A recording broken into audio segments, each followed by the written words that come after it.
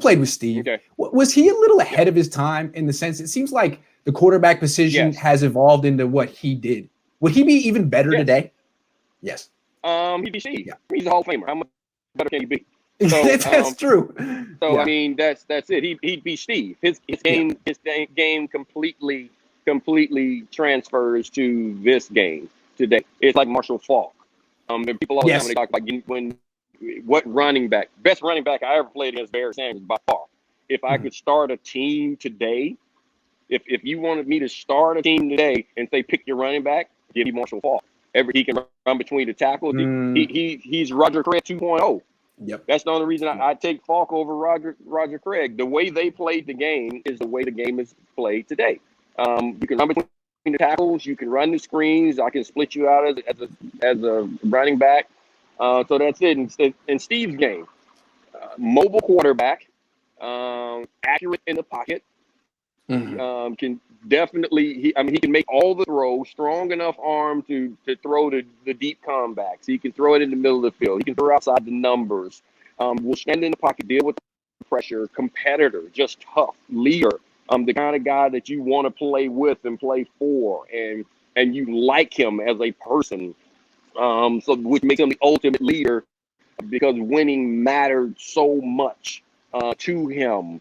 And he appreciated and saw how much the guys around him wanted to win, and he didn't want to let you down. And then just the talent, and he won. He came through when it mattered. So you never worried about him doing his job. That completely applies to how the game is played today. The guy that reminds me most of him. I never hear this comparison, but I say it all the time. Russell Wilson. Russell Wilson plays the same. He plays the game the way Steve played the game to me. Enjoy. What's that?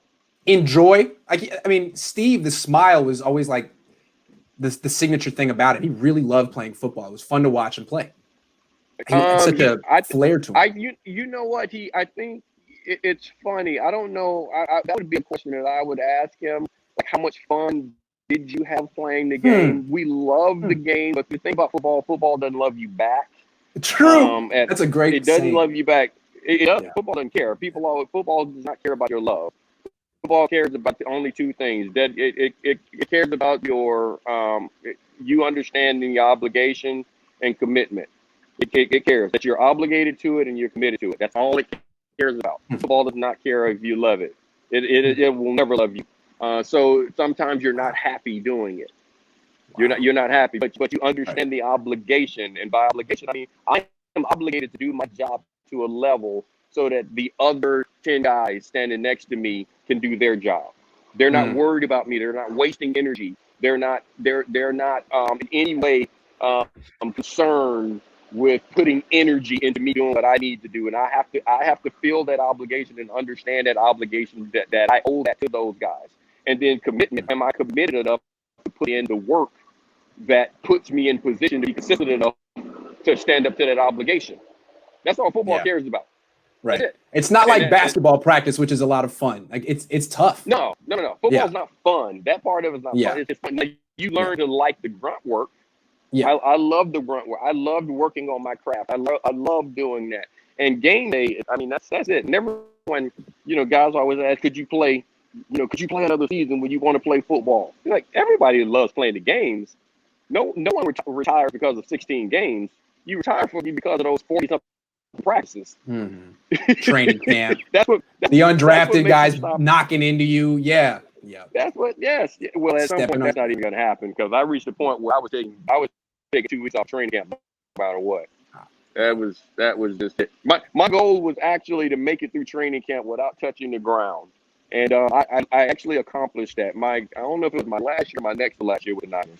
I went an entire preseason and training camp, and I never touched the ground, and I'm proud of that. Well, I'll tell you, AJ didn't make it a day through training camp without touching the ground, and that's when I knew he probably wasn't going to make it. So that's an interesting way to judge a person. Can you stay on your feet in an NFL practice? If you're a supreme athlete, maybe you're able to.